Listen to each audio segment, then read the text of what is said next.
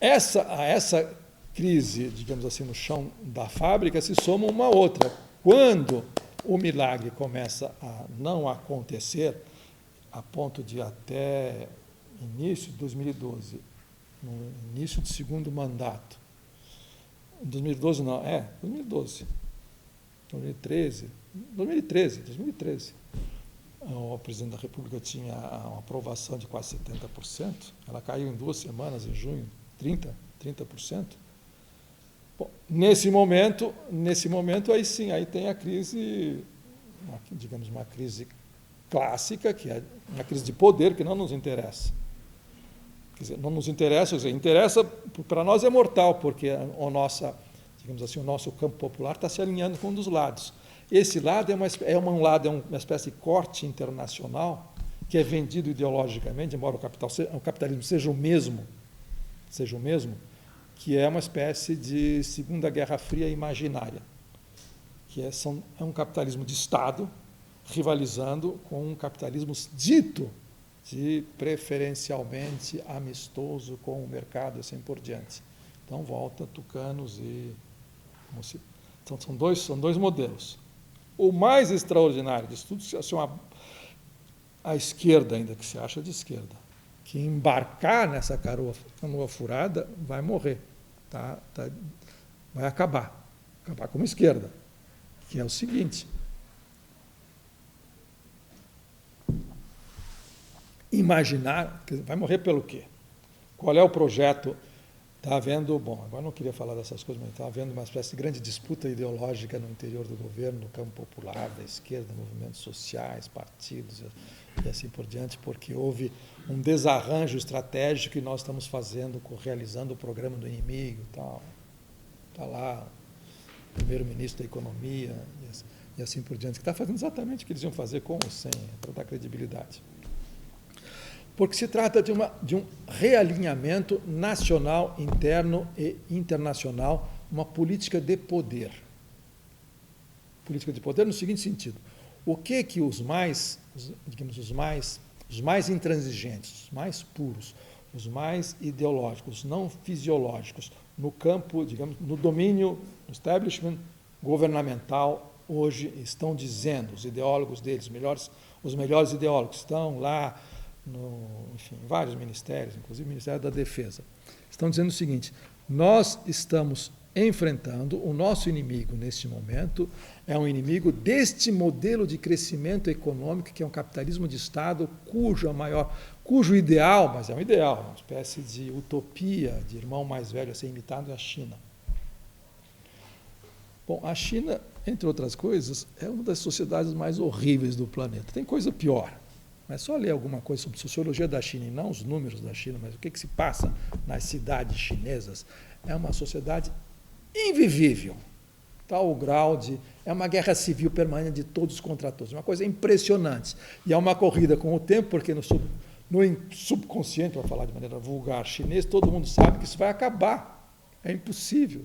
Então, num certo momento, isso vai implodir ou regredir. Então, até lá, vamos ganhar o máximo. Todo mundo raciocina assim, e todo mundo tem pistolão, todo mundo... É uma sociedade concorrencial, é uma coisa impressionante, porque ela é uma sociedade, digamos assim, uma espécie de capitalismo do século XIX, com aquela impulsão tremenda, comandada por uma burocracia igualmente impenetrável, indestrutível, e todo mundo adere a isso. Bom, então, esse é um modelo da esquerda brasileira, que está realizando, se acha que está defendendo contra a reação de direita. O bloco é o mesmo, desde 94, que se disputa, bipartidário, mas o bloco é o mesmo. Com a reação de direita, que não iria fazer, que nesse sentido seria incompetente para fazer, porque aí é um alinhamento automático com os acordos bilaterais americanos e assim por diante. A nossa é a mesma, essa da esquerda é a mesma coisa, dando a volta através dos BRICS.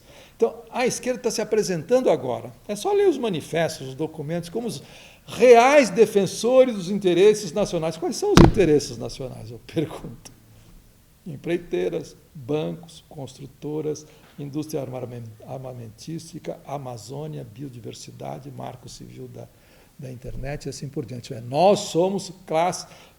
os nossos interesses como classe dirigente do capitalismo de Estado brasileiro, segundo o modelo BRIC, que está batalhando para destravar um mundo unipolar, portanto, uma nova multipolaridade, que é o nosso poder, lastreados pela que dá legitimidade, são esses programas sociais da maneira que eu os descrevi.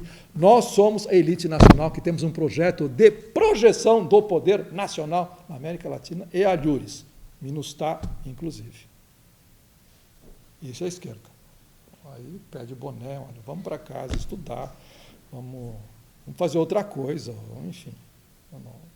Isso, então, você tem um alinhamento imediato. Então, você é quê? Você é pró-Putin, você é pró-Ayatollah, você é pró-Assad na Síria, e é de barbaridade em barbaridade. Você toma partido, você manda brigadas de voluntários brasileiros para a guerra civil na Ucrânia. Então, esse é o nosso campo. Esse é o nosso campo. A esquerda está dizendo que ela é a única, a esquerda de governo, esses seus ideólogos estão dizendo. E o que eles estão reclamando? Que nós entregamos o poder a quem não devíamos entregar. Os merrecas, os burocratas, neoliberais, banqueiros, assim por diante, nós temos que ir firme até lá.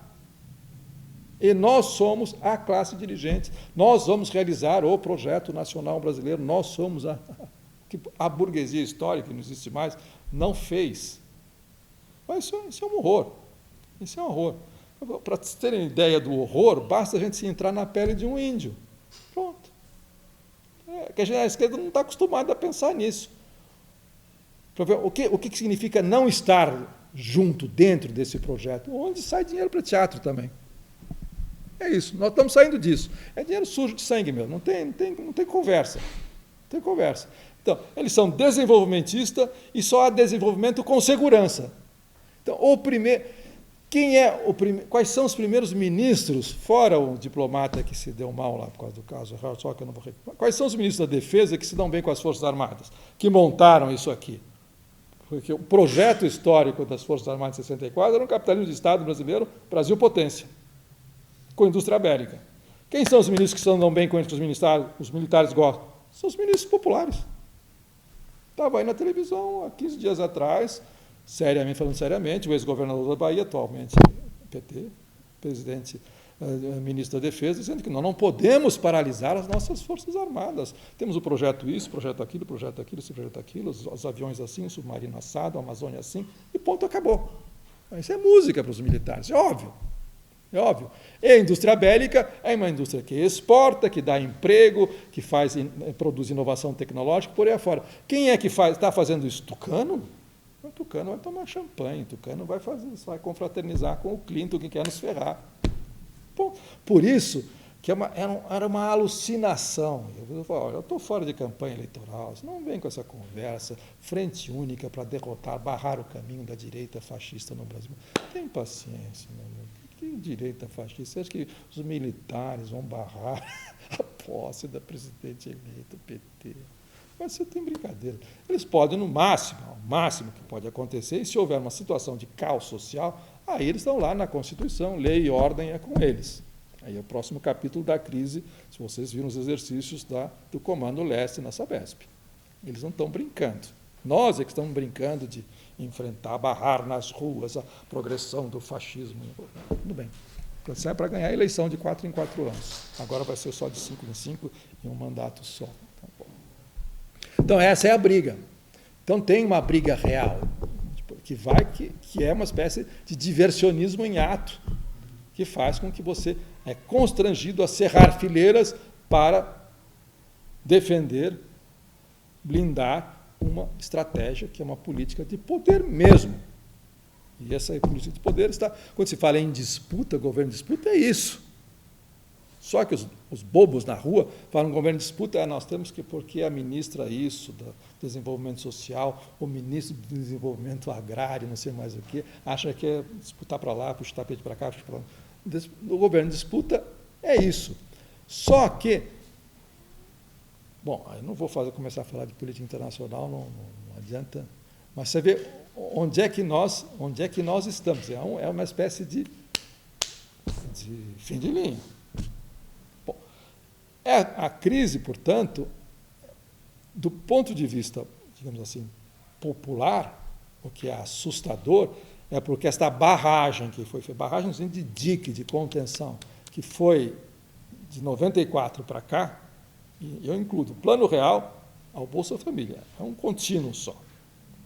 Tanto é o Bolsa Família justamente para dar dinheiro para as pessoas comprarem coisas, entre outras coisas. E se elas conseguem encontrar essa famosa porta de saída, elas vão seguramente, se não é o pai, é o filho, se não é o filho, é o neto, eles vão chegar lá no plano de saúde comprado no mercado e assim por diante. O projeto era esse. Secou. Então, o que dá medo é que não tem nada para pôr no lugar. Se o projeto de poder antigo entra, vão barbarizar. Eles vão barbarizar involuntariamente, porque eles não entram, nenhum governante entra, só delinquente, bandido faz isso. Eles entram, o Collor, por exemplo, entram para meu programa, minha plataforma é ferrar a população brasileira. Não é isso. Não é isso.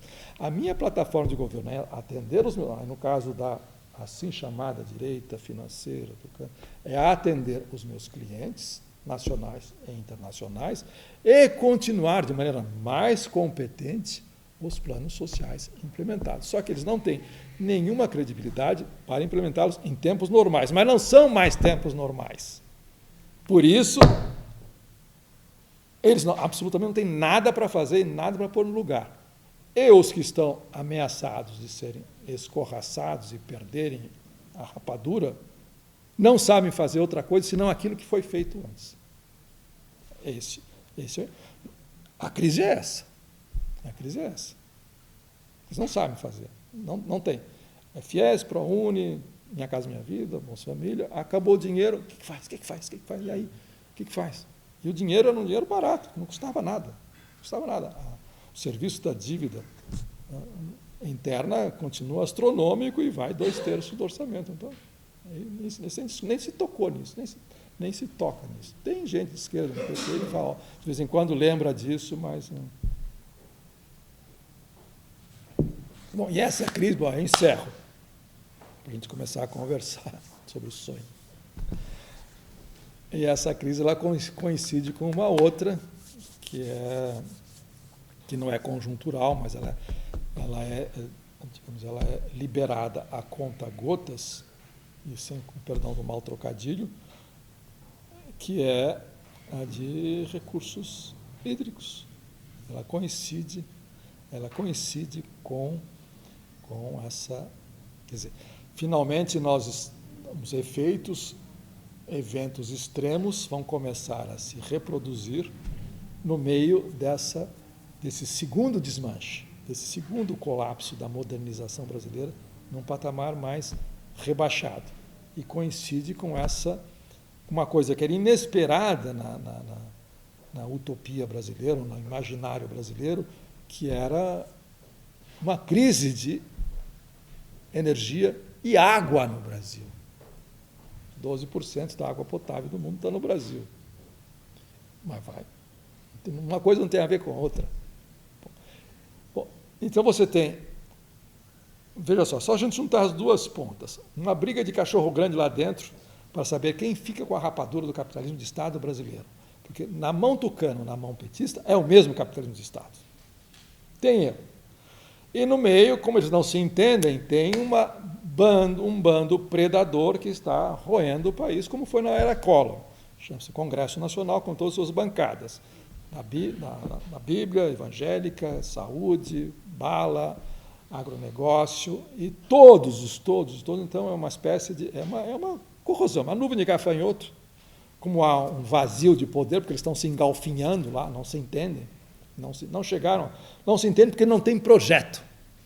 Aí os ideólogos do campo popular dizem, é falta de projeto de poder, meu Deus, é falta de poder, de projeção do Brasil no mundo através de uma plataforma interna.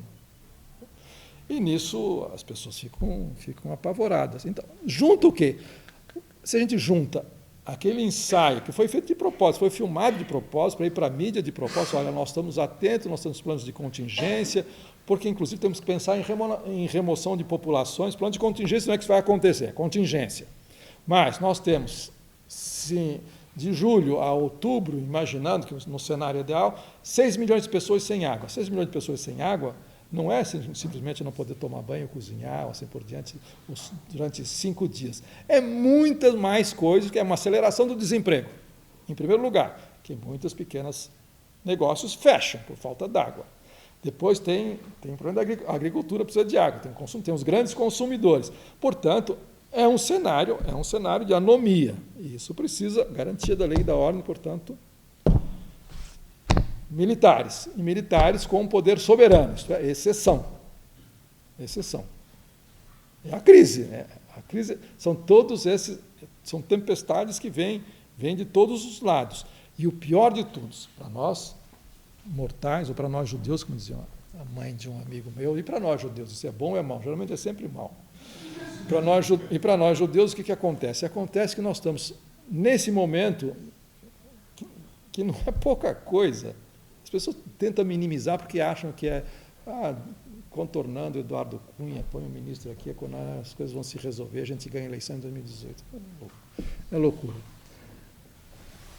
Ou, digamos, a população concernida por essa turbulência sísmica foi, durante 20 anos, educada na escola do conformismo e, digamos, da cultura punitiva e, portanto, demandam mais polícia, mais rigor, mais repressão em todos os níveis, porque percebem a sua total impotência.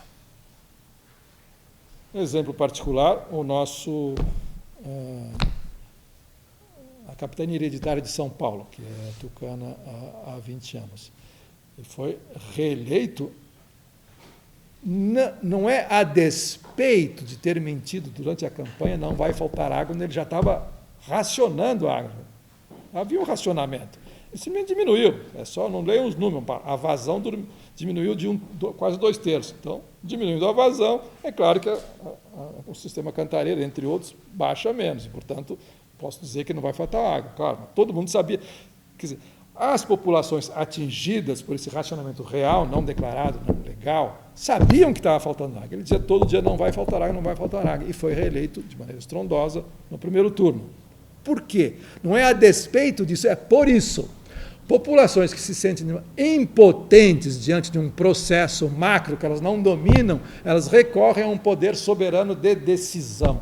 Esse poder está aí e vai fazer o que ele acha que deve ser feito nos seus planos de contingência.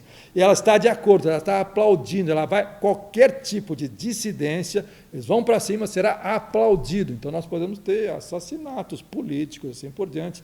Índio que está monopolizando recursos naturais, passa por cima, mata. Demarcação de terras, Congresso. E por aí vai. E a esquerda, nada. Isso é o mais trágico.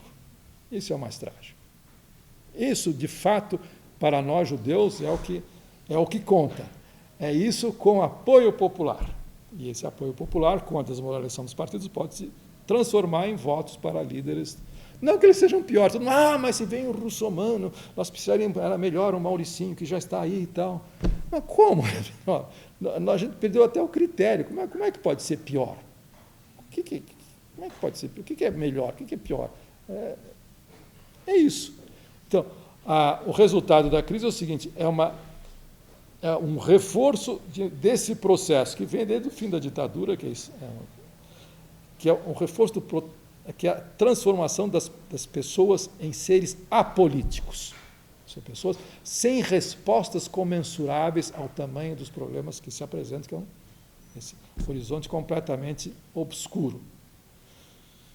Então, quando começar a haver sequestro de caminhão-pipa, qualquer coisa assim, se chamar a polícia e o exército, todo mundo vai aplaudir, é isso mesmo. Aí começa a briga da água na periferia. Aí como já se matam mesmo, vão continuar se matando em escala maior. Essa é a crise. A novidade da crise. Que não é uma crise com um desfecho. Para o bem ou para o mal, é assim. E as prestações vai se acumulando. A não ser que, para quem acreditar em milagre, nós tenhamos uma estabilização desse novo patamar rebaixado, com um boom econômico exportador e importador americano, chinês, o Pacífico se rearranje, a competição entre China e Estados Unidos tenha efeitos colaterais benéficos, a União Europeia se recomece, nós voltamos e nós tenhamos mais um respiro na mineração, com pré-sal ou sem pré-sal, com agronegócio, e volta as cotações, portanto, o dinheiro volta a fluir. Então, você faz novos programas sociais de segunda geração, com assistência dos organismos internacionais, você tem mais 10, 15 anos de contenção. Mas já num patamar mais baixo, uma população punitiva mesmo. Ponto. É isso. Vai fazer teatro nisso. A partir desse material. Aceito. Se for bem forte, sem açúcar. Sem açúcar. Obrigado. Não, sem açúcar, esquece não. Não é que eu seja diabético, eu acho que eu... Não, expresso. Ah, bom, esquece. Não, café com gosto de café, senão vira melaço.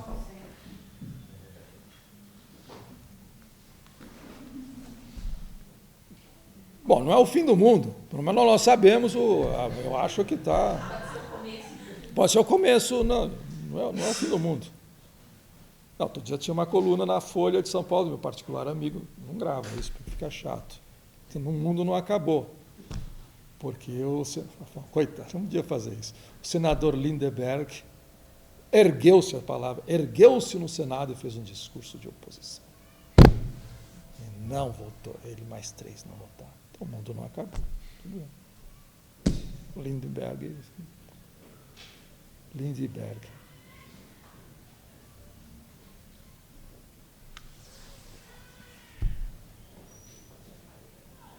Bom, quando a gente fala essas coisas, as pessoas começam a dizer o seguinte, bom, então temos que retomar o trabalho de base. Eu falei lá antropofágica, não é? Onde é que está o trabalho de base? O trabalho de base não tem mistério, é sempre a mesma coisa, só que o trabalho de base, feito há 20 anos atrás, e que nós achávamos que deviam retomar, era o trabalho de base em torno de uma coisa chamada Projeto Democrático Popular. Não era? Era isso. Acabou. O Projeto Democrático Popular foi o sonho de aquisição de bens públicos através do mercado que os estava oferecendo. Você não pode... O que seria um trabalho de base no movimento de moradia hoje em São Paulo? É mutirão? É entrar na Minha Casa Minha Vida? Tem uma janelinha assim de 1% lá embaixo. Então, isso não é trabalho de base. Trabalho de base, no nosso entendimento clássico, sempre foi organização das energias populares inconformadas com o estado das coisas. Claro que você tem que ter uma contrapartida. E essa contrapartida é real. Não adianta chegar lá e politizar, pura e simplesmente. Outro dia eu estava falando com movimentos aqui de São Paulo.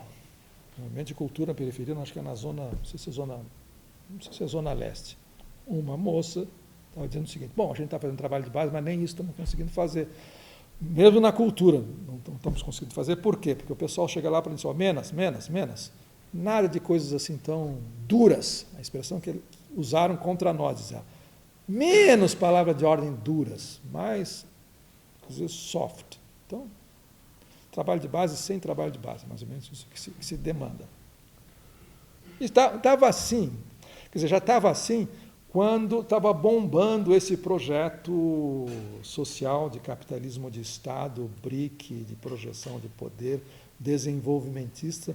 Quando já estava bombando, eles estavam passando por todo mundo que estava fora deste pacto. O caso mais exemplar que eu conheço é de janeiro de 2012, janeiro ou fevereiro, não lembro a data exata, chamado Pinheirinho. Passaram por cima. O máximo que o campo popular foi... Bom, claro, o governo é tucano e o prefeito de São José dos Campos também é tucano, tá, a culpa é deles, ponto. É o neoliberalismo. O neoliberalismo leva a conta de tudo. Tudo é o neoliberalismo. Mas eles estão há 12 anos no poder, mas a culpa é sempre do neoliberalismo, a gente nunca sabe o que é o neoliberalismo. É o neoliberalismo, ponto. Então, bom, nesse momento, você já tinha visto qual era a criatura que havia sido conformada desde o fim da ditadura. Era uma população pobre, conservadora. Nesses movimentos, você me diz, mas como essa história de que tem coxinha na periferia batendo panela? Não tem, não, imagina. Aí um outro disse, não tem porque sempre foi de direita. Ponto. Só não foi porque votou no Lula durante 8 anos. Por quê? Porque sempre votou na direita. Apareceu um, já cansaram, que fez as coisas, então votou. Mas não foi politização. Nós sabemos disso. Isso é matéria-prima de quem faz teatro de grupo, mexendo com o movimento social. Então, quem está fora do pacto, quem se coloca fora, no caso de Pinheirinho, quer dizer, fazer no caso não era simplesmente uma aglomeração de habitações subnormais, como se diz no jargão do Banco Mundial e da ONU, eram desempregados, entre outras coisas, desempregados da mudança do padrão de industrialização de São José dos Campos, que coletivamente, numa área em litígio, no caso do Narras, que era, enfim, bandido, montaram um bairro popular planejado com engenheiros, arquitetos, com apoio de sindicatos e de gente que tinha sido demitida, de ex-operários.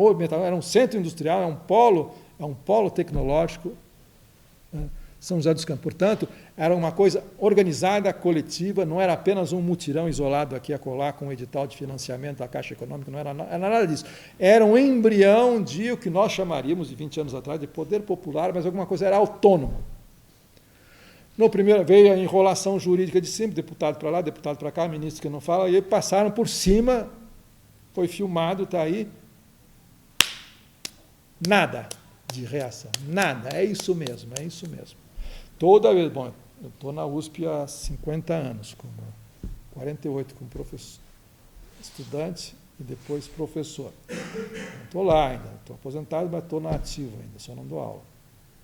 E participo, como sempre, de várias ocupações de reitoria. Até falar, na última, estou fora, chega. Não tem, que falta de imaginação total. Nós sempre os mesmos 800 pessoas ocupando a reitoria, chega. Então, conversando com os meus colegas correligionários jovens de ocupação de reitoria, qual é o depoimento deles? Algum deles, como na USP, por exemplo, de esquerda é a ralé, de algumas faculdades, e gente que já mora em periferia. Tem mais essa. Eles, quando voltam, o que eles ou voltam para casa, o que eles ouvem no busão?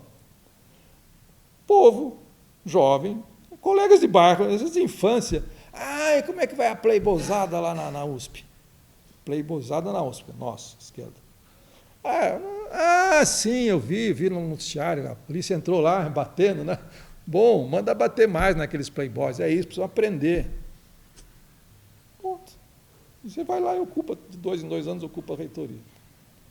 E o pessoal da sua quebrada manda bater mais forte. Que é playboy, porque é playboy.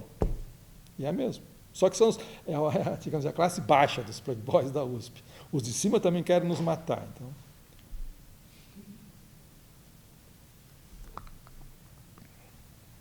Aí tem a esquerda que diz que é desenvolvimentista. Desenvolvimentista é para passar em cima dessas coisas. Né?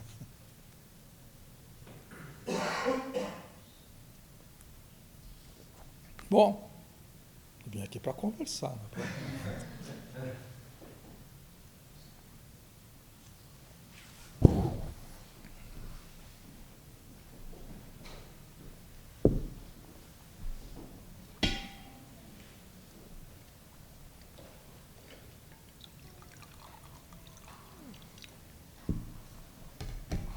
Mas a maré pode mudar, porque isso aqui...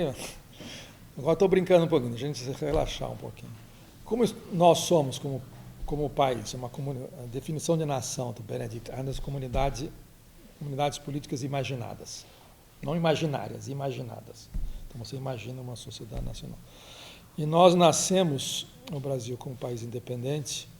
Independente é a maneira de dizer, o Haiti foi independente, nós nunca fomos.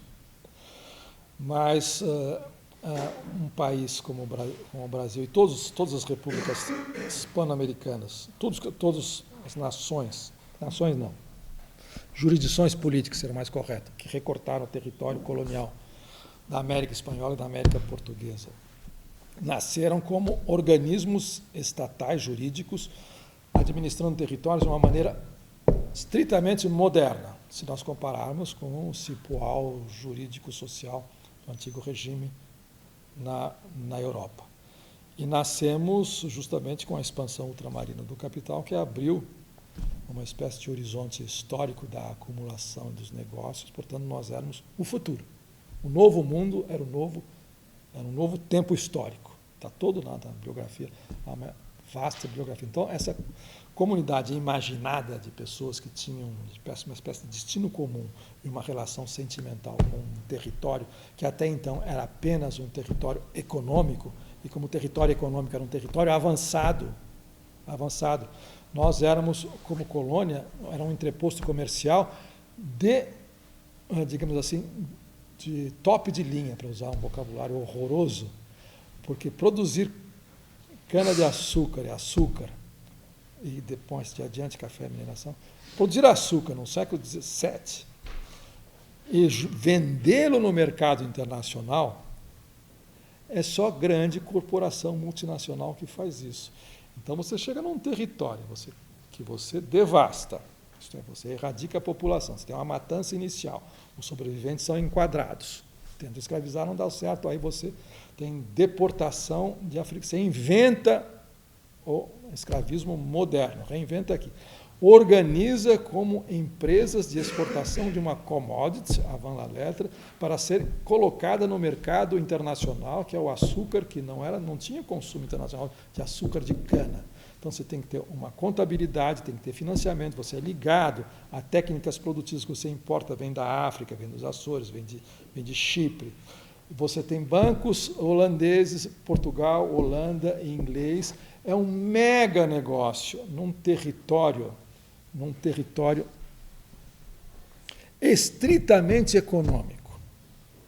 Uma colônia é um território estritamente econômico. A famosa frase de abertura do Caio Prado, nas origens do Brasil contemporâneo: nós nascemos para o sentido da colonização, produzir artigos coloniais para o mercado externo e assim por diante. Todo mundo imagina, bom, nós nascemos lá embaixo, né? Imagina. Nós nascemos com uma população integrada numa empresa de exploração colonial ultramoderna, com contabilidade moderna, com planejamento moderno, com marketing para colocar o produto no mercado, com a segurança privada. As companhias ocidentais, a nossa, depois o Marquês de Pombal fez uma no Grão-Pará, assim, por exemplo, eram também, elas tinham, uma empresa tinha poder sobre o território e tinha forças armadas particulares, tinha as holandesas, por exemplo, a Holanda é aqui. Portanto, nós nascemos uma espécie de espaço econômico puro, a lei da mercadoria pura, sem nenhuma instituição, no sentido de representação política e assim por diante. É o domínio direto da mercadoria e do capital sobre um território e o seu assentamento humano. Quando o Caio Prado escreve o livro dele, ele reconhece isso, e o problema do Caio Prado era como é que nós estabelecemos um nexo moral nessa população que não seja apenas o vínculo da mercadoria e da violência. Nós nascemos acoplados, mercadoria e violência sempre. Como é que nós extraímos uma sociedade disso? Esse é o nosso problema até hoje. Como se extrai uma sociedade disso? Não se extrai. Até agora não extraímos nenhuma sociedade. Parece que é uma sociedade, mas não é. Continua mercadoria e violência, não tem. E era o domínio direto das empresas. E se nós acompanharmos o progresso, não só brasileiro, mas mundial, se nós pegarmos como é que as cidades são administradas hoje, como São Paulo é administrado, como o Rio de Janeiro das Olimpíadas está sendo administrado, é o domínio direto das grandes construtoras, das grandes empreiteiras, dos grandes bancos associados que estão lá removendo populações e se apropriando. Quer dizer, um prefeito, uma Câmara Municipal, são apenas corretores, são brokers, fazem negócios. Não tem institucionalidade. Por isso que a gente vai para a rua e diz, ninguém nos representa. Claro que não representa outras coisas.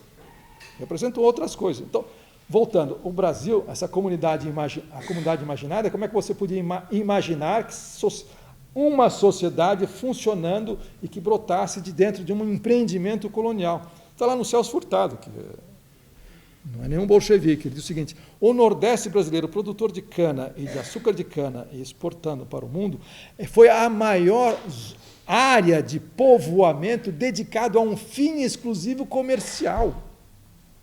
Então nunca teve atraso nessa coisa aqui, nunca fomos atrasados, estamos na frente. Bom, então isso aqui, ela é movida por essa expectativa projetada no futuro, de que uma vez, de algum momento, uma sociedade sairá disso. Então nós temos ciclos de expectativas periódicos, que são frustrados. E, nesse momento, nós estamos vivendo a frustração de um ciclo. Só que uma frustração de um ciclo que já era assim, ele está baixando a escada, cada vez mais baixo, mas é uma frustração. Se pode ser que aconteça esse novo milagre de commodities, seja lá, o que pode acontecer, não sabemos. Por enquanto está à deriva, porque a briga não foi decidida entre eles. Vai ser decidida em 2018, obviamente, porque todo mundo sabe que uma remoção de poder executivo agora, aí é o caos, aí acaba, porque tem convulsão social, porque os perdedores, os que vão ser removidos não vão deixar barato, óbvio, isso é a reação natural. Então, bom, por isso que eles recuaram. Tentaram essa aventura, recuaram, então vai ser resolvido em 2018. Até 2018 são 3 anos e meio, é muita coisa. Mas pode ser que aconteça uma reversão nessas expectativas. Nós somos uma comunidade de expectativas imaginadas, sempre. Sempre isso. Por isso que a arte funciona bem aqui, porque ela navega na imaginação dessas expectativas.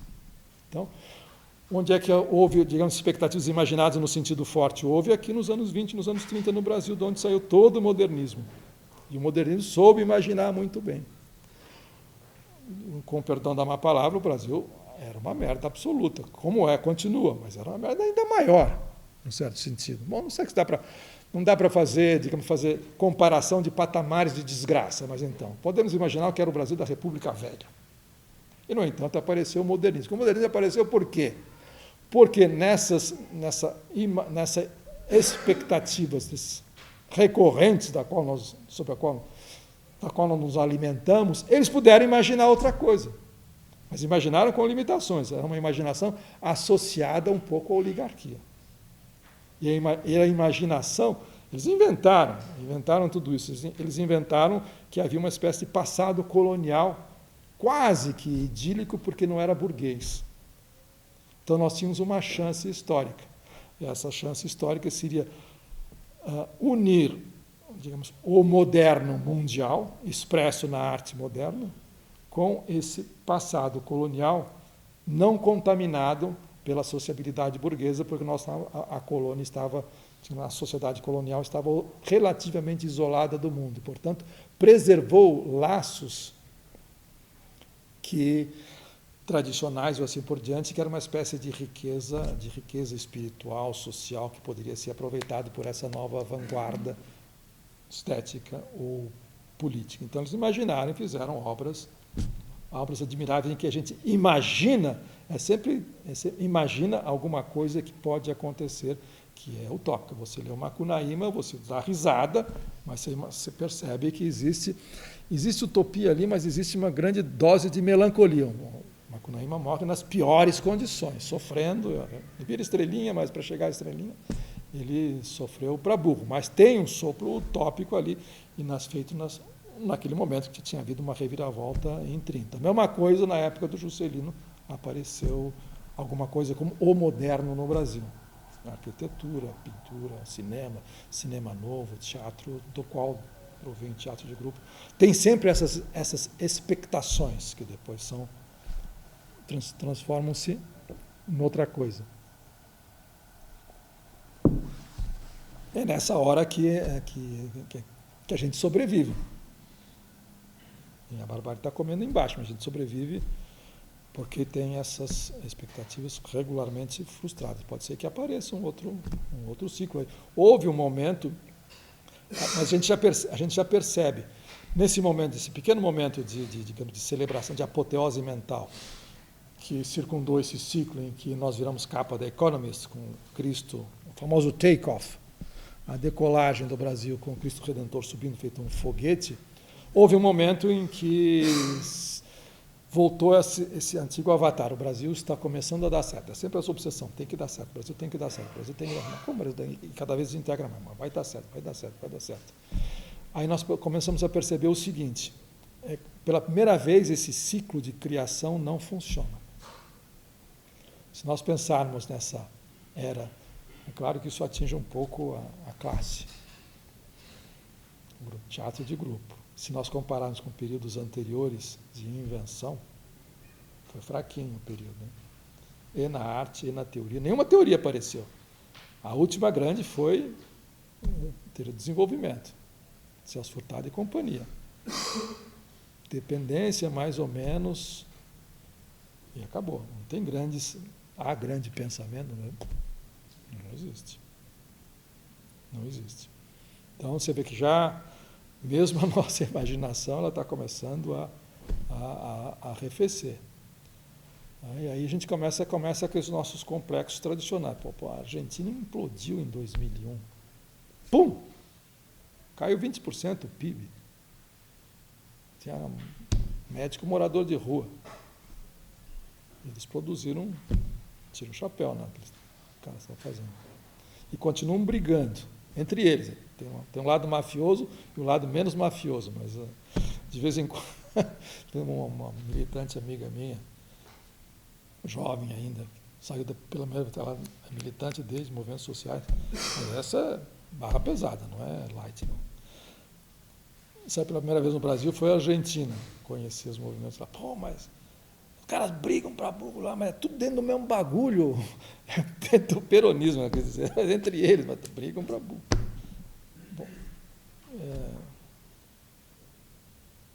Bom, última culpa, aí já é uma coisa mais sombria, porque até agora foi meio mais Rose, foi solar, tópico, que nós temos que pensar, mas é uma novidade do período também. Isso me ocorreu também discutindo uns 50 anos do golpe, ditadura e tal, e que coincidiu depois com as manifestações, a sublevação coxinha, que é outra insurgência. Os coxinhas estão insurgidos. Que era o seguinte, porque que aí foi era uma roda, era uma discussão sobre pesquisas do 15M. Até isso eles estão nos imitando. 15M, que sempre foi 15M é o espanhol, mas tem um 15M brasileiro agora, que foi na Paulista, um suposto 1 milhão, que é 250 mil. Ah, não foi 1 milhão, foi 250 mil. Ah, bom, então respirando, foi só 250 mil. 250 mil para cima da gente, confraternizando com o PM. Bom, por que assustou? Aí, a minha impressão biográfica, obviamente, dada a idade, já posso fazer essas comparações históricas de coisa vivida. Em 64, eu estava no Rio, movimento estudantil. Tinha lá trancado o curso aqui, estava só integrar o movimento estudantil no Rio. Então, meu golpe. Era um castelo de cartas que desabou. Uf! Não dá para imaginar a cara de tacho, a cara de bunda que nós ficamos, porque era um dispositivo militar, tudo. 4 anos de mobilização, foi assim. Os caras tomaram sem disparar um tiro. Prenderam muita gente, bateram muita gente, matou o camponês, matou o sindicalista, nos todos os rincões do Brasil, mas aquilo não aparecia naquele momento. Mas mesmo assim, mesmo com esse tremendo contravapor, que cortou a história do Brasil em 2, e nós estávamos ali assistindo, no Rio de Janeiro, vendo Lacerda brigar com o almirante Aragão, de megafone contra megafone, mas o almirante Aragão desapareceu, que era o comandante dos fuzileiros navais, que era o último bastião da esquerda, os movimentos do popular. Mesmo assim, 1 ano depois, ou menos de 1 ano, no mesmo ano, apareceu, não estou resumindo o artigo clássico do Roberto, mas o artigo do Roberto vai nessa direção. Relido nessa chave, era mais ou menos isso que ele estava... não sei, não era isso que ele está dizendo, mas a impressão é essa. No mesmo ano tem um show Opinião. Nós demos uma volta por cima. Aí começa a famosa...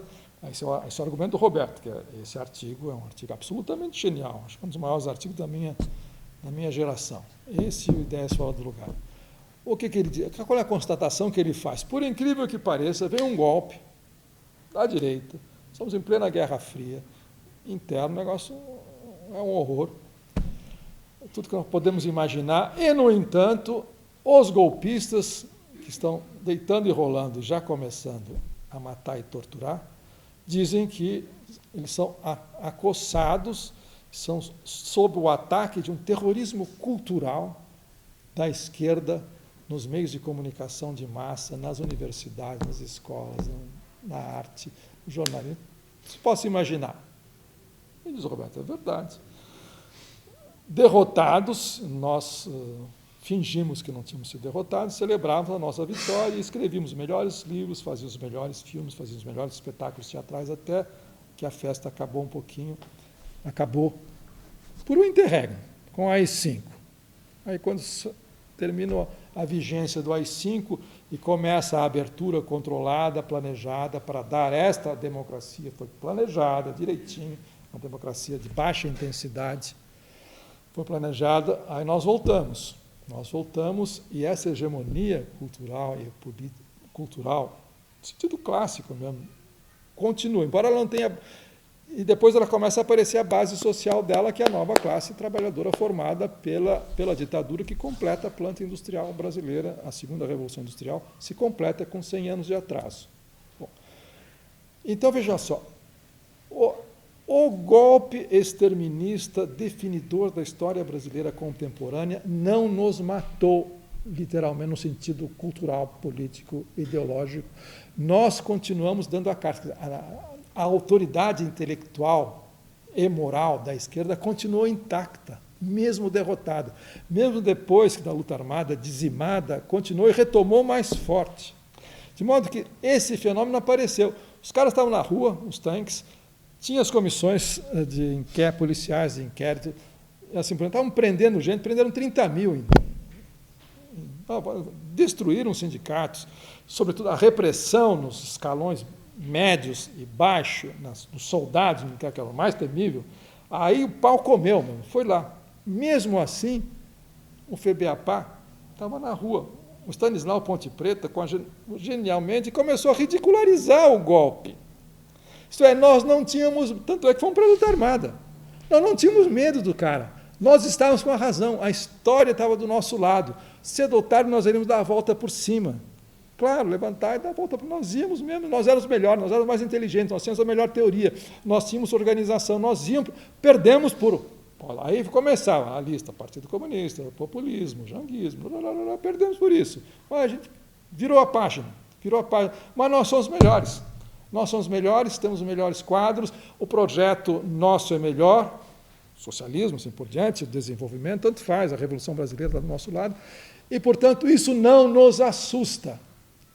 Estavam trucidando, barbarizando, torturando, matando, desaparecendo, mas, mesmo assim, o barco, a maré está indo do nosso lado. Portanto, isso não mete medo. Não mete medo, pelo contrário. Vamos ganhar. No fundo, tinha razão. No fundo, quer dizer, juntou a fome com a vontade de comer. O planejamento da ditadura para sair da ditadura coincidiu com a nossa supremacia. Deixa aí, mas estão legalizados, eles vão abandonar a ideia de ruptura e assim por diante, vai ter Constituição, estão legalizados, vão ficar direitinho dentro da linha, política para eles vai ser implementar o ordenamento jurídico. É isso, que até hoje. Mas, hoje, com 250 mil pessoas na rua, o máximo que a gente pode fazer é algumas piadinhas na rede social, porque nós não somos mais nada. Por isso que nós ficamos assustados. E topamos qualquer maracutaia de esquerda, como frente ampla das esquerdas para disputar as eleições de 2018 ou 2016. Faz uma frente, que a frente é o seguinte, é uma fachada em que o PT desaparece. Então você vai votar nos candidatos... Perdão, não tira isso, eu não gosto de falar... Política partidária não me interessa. Mas a verdade é essa. Então, você faz uma fachada, como foi feito no segundo turno, para eleger a Dilma. Você faz uma frente ampla e os candidatos são dessa frente, é o Campo Popular, que tem um leque partidário, e os caras ficam lá atrás puxando as cordinhas, mas eles não aparecem. Agora, não podem aparecer porque são ovacionados, são linchados. Não pode aparecer, porque é estigma de bandido, fisiológico, não pode. Mas faz isso. Bom, Isso é o fim. Isso acabou. Isso significa que nós estamos desmoralizados. Então, 250 mil pessoas na Paulista mete medo na gente, a gente fica apavorado. Aí corre para essa frente ampla, que é passar o recibo de que realmente temos que nos esconder, não podemos mais mostrar a cara. Quando antes, mesmo durante a ditadura, a gente mostrava a cara, mesmo sabendo que ia morrer, mas mostrava a cara porque tinha cara, não tem mais. Esse é o drama. Esse é um dos dramas. Por isso que as pessoas estão com medo e tem medo e começam a imaginar golpes fascistas, assim por diante. Vai 20 pessoas lá para Brasília andando na rua, a gente fica com medo disso, porque viramos rato. É uma coisa impressionante. Vou dar um outro exemplo. Nós não estamos sozinhos nessa troça. Tem pesquisadores lá franceses, eles discutem o seguinte. São sociólogos franceses que pesquisam o mundo do trabalho, que foram militantes, ou são militantes, não são mais militantes, porque o partido deles acabou. Enfim, eu desconfio que se eu conheço um deles, pessoal, que é um Partido Comunista Francês. Então, eles dizem o seguinte, eles estudaram nos anos 70 a indústria automobilística francesa e depois voltaram a estudar a mesma indústria automobilística francesa nos anos 90 para 2000, e fazem as comparações. E a tese deles, trocando miúdos, é o seguinte: qual é a condição operária ou a condição trabalhadora depois da classe? É mais ou menos é um pouco o nosso caso. Eles dizem o seguinte: a classe trabalhadora francesa está aí, apesar de todas as deslocalizações, apesar de todas as indústrias que foram para a China, que foram para o Diabo a 4, que saíram de lá. Está lá, o país está sendo tocado pela imigração também. Estão lá. Tem condição trabalhadora, tem condição operária, mas não tem mais classe. O que significa para eles não tem mais classe trabalhadora? Significa o seguinte, que você não tem mais militante, que você não tem mais um partido, que você não tem mais a imprensa da classe, que você não tem mais voz, você não tem presença pública. Durante os 30 anos, ou 40 anos, ou até pelo menos até a eleição do Mitterrand, pós-guerra, do General de Gaulle, assim por diante, nada se fazia na França sem o poder que não contasse com a anuência, ou se fosse uma negociação com a classe trabalhadora francesa, que chegou ao auge, chegou nos anos 70, quando chegaram a 20 e poucos por cento, o Partido Comunista e o Partido Socialista junto. Porque tinha uma classe, porque tinha ideólogos, porque tinha intelectuais, e, portanto, eles eram ouvidos sobre qualquer grande questão nacional. Portanto, a classe ela aparece quando há combate. Se não há mais, ela se realiza na hora da luta. No momento que você vai refluindo, você reflui por quê? Reflui porque você começa a se invisibilizar, essa é a tese deles. Portanto, começa a ser humilhado, ressentido, começa a se tornar xenófobo, botar a culpa nos imigrantes e, em última instância, não é toda, é claro, uma minoria a votar no Fronte Nacional, votar nos fascistas. Está lá. E mutatis mutandis é o que está acontecendo conosco. Manifestação hoje. Se quem fosse na rua e fosse olhar, ia ver dirigente da acústico com guarda-costa. Pronto. Isso. Mas está lá, tem trabalhador mesmo. A classe está aí. A classe não está aí, mas a condição trabalhadora está aí. Ela apareceu em parte em junho. Ela se insurgiu também em junho. Só que ela vai se insurgir tacando fogo em ônibus na periferia, que é uma manifestação clássica de tocar fogo. Então, os atores estão aí. Não sei. Não sou dirigente, nem paranoico, nem nada. Mas eu falei demais em impropriedades. Tá bom?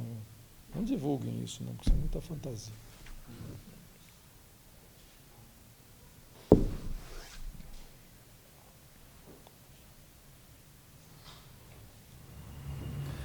Esses exemplos que você deu, por exemplo, no caso do modernismo, havia um vínculo de imaginação. Né?